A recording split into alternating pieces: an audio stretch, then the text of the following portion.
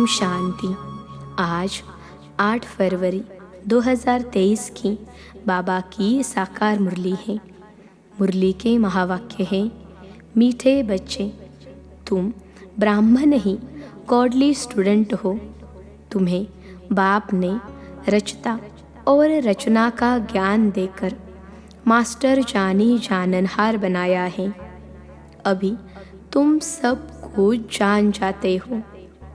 प्रश्न है, दूसरों को समझाने की फलक किन बच्चों में रहेगी? उत्तर है, जिनके पास ज्ञान की पूंजी है, जो स्वयं हर बात को समझकर धारण करते हैं, वही दूसरों को फलक से समझा सकते हैं। तुम्हें फलक से सबको बाप का परिचय दे, उनसे वर्षा लेने की विधि बतानी है।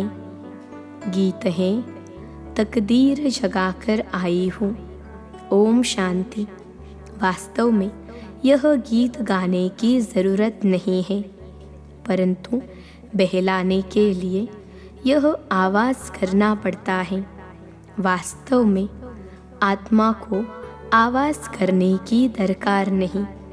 आत्मा तो आवाज़ से परे निर्वाण धाम जाने चाहती है। बहुत बाजे गाजे तालियां आदि सुनकर आत्मा थकी हुई है, इसलिए अब बाप को याद करती है, हे भगवान मुझे ले जाओ। बच्चे जानते हैं यह बाप हमको समझा रहे हैं। जैसे घर में बाप और दादा दोनों बच्चे बच्चे कहते हैं, दादा ऐसे नहीं कहेंगे कि पोतरे इधर आओ। दोनों ही कहेंगे, बच्चे इधर आओ। यहाँ तो बाप और दादा साकार और निराकार दोनों इकट्ठे हैं। वास्तव में सभी मनुष्य मात्र का यह बाप और दादा है। तो ज़रूर परमपिता परमात्मा को सृष्टि रचने आना पड़े। तुम्हारा नाम बहुत अच्छा रखा हुआ है। ब्रह्मा कुमार कुमारियाँ, आबू में भी अधर देवी और कुंवारी कन्या के मंदिर हैं। तो एक कन्या तो नहीं होगी ना? ज़रूर बहुत होंगे। दोनों का अलग अलग मंदिर है। अधर कुमारी किसको कहा जाता है? कुंवारी कन्या किसको कहा जाता है? यह तो तुम ही जानते हो। यह है शिव शक्तियाँ। अंदर बहुत बड़ा मंदिर बना हुआ है, बहुत कोठरियाँ हैं। तो मंदिर भी साक्षी देता है कि कुमारियाँ और अधर कुमारियाँ बहुत हैं। चित्र जो बनाते हैं वह भी यादगार हैं, जो होकर गए हैं। जैसे देवी देवताओं के चित्र हैं, ज़रूर होकर गए हैं। वे विश्व के मालिक थे, अब नहीं हैं। विश्व के रचता ने भी भारत को विश्व का मालिक बनाया। कैसे? सो अब प्रैक्टिकल बन रहे हैं। अभी कलयुग है, सतयुग है, एक आदि सनातन देवी देवता धर्म। कलयुग में अनेक धर्म और अनेक प्रजा का राज्य है। तुम बच्चे जब सुनते हो तो समझते हो। बाबा यथार्थ रीति ठीक समझाते हैं, परंतु कोई कारणवश हमको धारणा नहीं होती है, इसलिए औरों को भी धारणा नहीं करा सकते हैं। कोई न कोई विघ्न है। हम डल स्टूडेंट हैं। बाकी बाप तो बहुत अच्छी रीति समझाते हैं। अनेक मनुष्य, अनेक धर्म है। 5000 वर्ष पहले भारत स्वर्ग था। बहुत थोड़े मनुष्य थे। सिर्फ सूर्यवंशी और चंद्रवंशी वह आत्माएं परम धाम से आई थीं अपना पार्ट बजाने।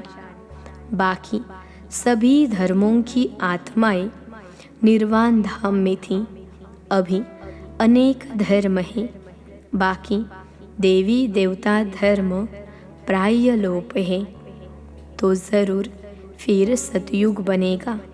परम पिता परमात्मा को ही आकर स्वर्ग रचना पड़े। भक्त जो भगवान को याद करते हैं तो उनको भक्ति का फल देने के लिए भी यहाँ आना पड़ेगा। बाकी सबको वापस मुक्ति धाम ले जाना होता है, और तो कोई वापस ले जा नहीं सकता।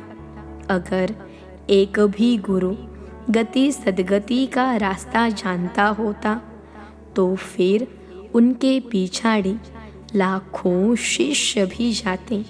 उन यात्राओं में तो जाकर फिर लौट आते हैं, परंतु मुक्ति धाम से फिर वापस आए ही क्यों।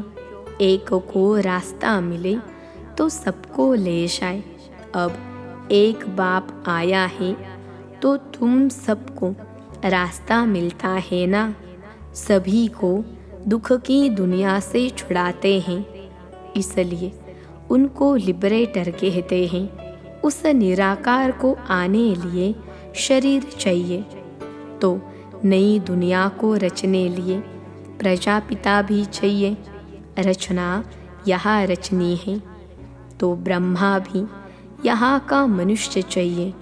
सूक्ष्म वतन से उतर नीचे तो नहीं आएगा। कहते भी हैं अभी ब्रह्मा की रात है तो ब्रह्मा मुख वंशावली की भी रात है। अब अंत में बाप आए हैं दिन करने। ब्रह्मा की रात पूरी होती है तो बीके की रात भी पूरी होती है। प्रजापिता ब्रह्मा तो ठीक है, वास्तव में सभी मनुष्य आत्माओं का बाप परमात्मा को कहा जाता है। सभी उनको गॉड फादर परम पिता परमात्मा कहते हैं। सेंसिबल मनुष्य जब गॉड फादर कहते हैं तो कोई मनुष्य को याद नहीं करते। कोई तो कहते हैं वह ज्योति स्वरूप है, ब्रह्म है। ब्रह्मा विष्णु शंकर को तो ब्रह्म नहीं कहेंगे, तो पहले पहले परिचय देना है अपना कि हम बीके हैं। ब्रह्मा को भी परम पिता परमात्मा रचते हैं। फिर ब्रह्मा मुख से ब्राह्मणों को रचा। प्रजापिता है तो ज़रूर बहुत संतान होगी। इस रीति सिजरा बढ़ता जाता है। ब्राह्मणों का वर्ण बदल सतयुगी देवता बनते हैं, क्योंकि बाप बेट ब्राह्मणों को राजयोग सिखलाते हैं। बाप कहते हैं तुम मेरे द्वारा मुझे और मेरी रचना को जानने से सब कुछ जान जाते हो। बाकी कुछ जानने के लिए नहीं रहता। इतना बड़ा इम्तहान पास कर लेते हो, अर्थात मास्टर जानी जाननहार बन गए। गॉडली स्टूडेंट सिर्फ ब्राह्मण ही होते हैं। देवताएं, वैश्य व शूद्र कोई भी गॉडली स्टूडेंट नहीं होते हैं। भगवानुवाच होता ही ब्राह्मणों प्रति है। अगर कृष्ण भगवानुवाच हो तो भी किन्हों प्रति? जरूर ब्राह्मण चाहिए। तो प्रजापिता ब्रह्मा द्वारा ब्राह्मण रचते हैं। रुद्र ज्ञान यज्ञ भी ब्रह्मा ही रचते हैं। कृष्ण ज्ञान यज्ञ तो कभी नहीं कहते। तो पहले पहले समझाना है कि हमको पढ़ाने वाला स्वयं परमपिता परमात्मा है, जो ही ज्ञान सागर हैं। वही हमारा बाप, टीचर, सद्गुरु है। फिर इसमें कोई उल्टा सुल्टा प्रश्न उठाने की दरकार ही नहीं। इतने ढेर बीके हैं, कोई एक दो नहीं है। पहले पहले पढ़ाना ही अल्फ है। अल्फ बिगर मनुष्य कुछ भी जान नहीं सकते। उन्हों को समझाना चाहिए कि परमपिता परमात्मा शिव ब्रह्मा मुख द्वारा ब्राह्मण रच रहे हैं। अकेला ब्रह्मा तो रचता नहीं है। यह पॉइंट्स धारण करने की है। बाबा के पास ज्ञान है तो तुमको डिलीवरी करते हैं। तुम हो ज्ञान गंगाएं। सागर तो एक ही है।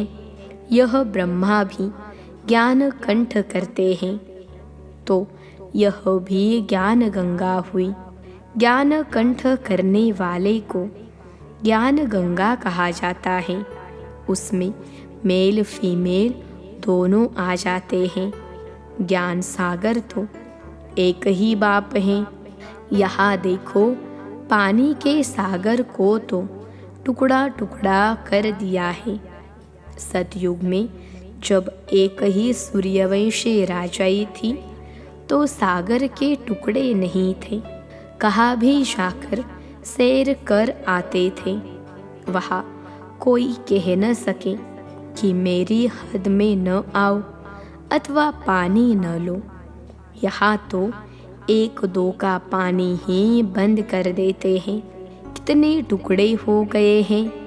अब हम एक ही सचखंड स्वर्ग की स्थापना कर रहे हैं।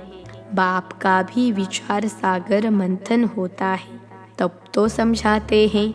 ब्रह्मा भी कहेंगे सभी शिव आत्माएं हमारे बच्चे हैं। आदि देव अथवा आदम सभी का बाप है। ऐसे नहीं, उस समय कोई मनुष्य नहीं थे, फिर आदमी ने आदमी पैदा किए। नहीं, निराकार बाप को पहले जरूर आदम में आना पड़े तब तो मुख वंशावली रचे। बाकी ऐसे नहीं कोई मुख से निकल आए वा नासिका या पवन से पैदा हुए। यह सब है भक्ति की बातें। मनुष्य तो कच्छ मच्छ को भी पूछते रहते हैं। तो पहली पहली बात है कि आत्माओं का बाप कौन है। वह जरूर स्वर्ग रचता होगा। अब तो नरक है। अभी हम स्वर्ग के लिए राजयोग सीख रहे हैं।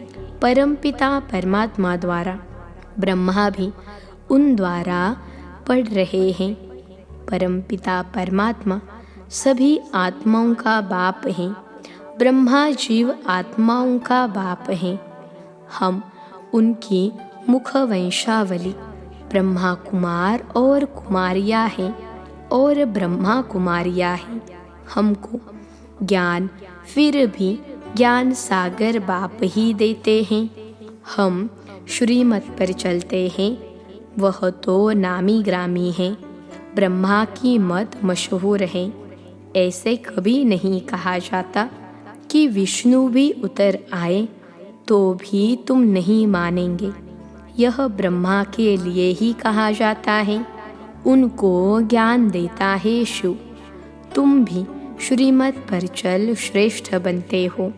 पाप समझाते हैं कि मैं आकर देवता धर्म की स्थापना करता हूँ। यह जो आर्य समाज इनकी खिटपिट करते हैं उनको बोलो तुम देवताओं को तो मानते नहीं हो, उनको खंडन करने वाले हो। हम हैं देवी देवता धर्म के। तुम्हारा धर्म अलग, देवी देवता धर्म अलग है। हर एक को फ्रीडम है अपने धर्म में कुछ भी करे। मुसलमानों का धर्म अलग है। वह बहुत डिबेट करते हैं कि तुम ऐसे क्यों करते हो। वैसे हमारा धर्म आदि सनातन देवी देवता धर्म है, उसका ही प्रचार करते हैं। तुम इंटरफियर क्यों करते हो। उन्हों को भी युक्ति से समझाना है। उनसे डिस्कस करने की ज़रूरत नहीं, उससे वह समझेंगे नहीं। जो भी कोई आए तो बाप का परिचय दो। हम बाप से वर्षा ले रहे हैं, तुमको भी लेना हो तो आओ। बाप अमर लोक स्थापन कर रहा है, इसलिए तुमको पावन ज़रूर बनना पड़े। बाप कहते हैं इस रावण पर जीत ज़रूर पानी है। हम शक्ति से ना जीत पा रही है। हमारा उस्ताद कैसे हमको जीत पाना सिखला रहे हैं। सो आओ तो हम तुमको समझाए। अगर तुमको जीत पानी है तो तुम भी शक्ति दल में शामिल हो जाओ। बाकी फालतू बातें मत करो, परंतु यह फलक से कहे वही सकेंगे जिनके पास ज्ञान की पूंजी होगी। अच्छा, मीठे मीठे खिलते बच्चों प्रति माता पिता बाप दादा का याद प्यार और गुड मॉर्निंग। रूहानी बाप की रूहानी बच्चों को नमस्ते। हम रूहानी बच्चों की सिखिलते रूहानी माता पिता बाप दादा को याद प्यार, गुड मॉर्निंग और नमस्ते बाबा नमस्ते। धारणा के लिए मुख्य सार पहली पॉइंट है ज्ञान को कंठ कर मास्टर ज्ञान सागर अथवा ज्ञान गंगा बन पतितों को पावन बनाने की सेवा करनी है। दूसरी पॉइंट है हर एक को बहुत युक्ति से समझाना है, किसी से भी डिस्कस नहीं करनी है, सबको बाप का परिचय देना है। आज का वरदान है प्योरिटी की पर्सनैलिटी और रॉयल्टी द्वारा बाप के समीप आने वाले देही अभिमानी भव। प्योरिटी की पर्सनैलिटी और रॉयल्टी द्वारा बाप के समीप आने वाले देही अभिमानी भव। विश्लेषण है जैसे शरीर की पर्सनैलिटी आत्माओं को देह भान में लाती है, ऐसे प्योरिटी की पर्सनैलिटी देही अभिमानी बनाए बाप के समीप लाती है। प्योरिटी की पर्सनैलिटी आत्माओं को प्योरिटी की तरफ आकर्षित करती है। प्योरिटी की रॉयल्टी धर्मराजपुरी की रॉयल्टी देने से छुड़ा देती है। इसी रॉयल्टी अनुसार भविष्य रॉयल फैमिली में आ सकेंगे। देही अभिमानी बच्चे इस पर्सनैलिटी द्वारा बाप का साक्षात्कार कराने वाले रूहानी दर्पण बन जाते हैं। आज का स्लोगन है हर एक की विशेषता को देखने का चश्मा सदा लगा रहे तो विशेष आत्मा बन जाएंगे। हर एक की विशेषता को देखने का चश्मा सदा लगा रहे तो विशेष आत्मा बन जाएंगे। मातेश्वरी जी के अनमोल महावाक्य। पहली पॉइंट है अपना यह जो ईश्वरीय सत्संग है कॉमन सत्संग नहीं है, यह है ईश्वरीय स्कूल कॉलेज। जिस कॉलेज में अपने को रेगुलर स्टडी करनी है, बाकी तो सिर्फ सत्संग करना, थोड़ा समय वहाँ सुना, फिर तो जैसा है वैसा ही बन जाता है, क्योंकि वहाँ कोई रेगुलर पढ़ाई नहीं मिलती है जहाँ से कोई प्रारब्ध बने। इसलिए अपना सत्संग कोई कॉमन सत्संग नहीं है, अपना तो ईश्वरीय कॉलेज है जहाँ परमात्मा बैठ हमें पढ़ाता है और हम उस पढ़ाई को पूरी धारण कर ऊंच पद को प्राप्त करते हैं।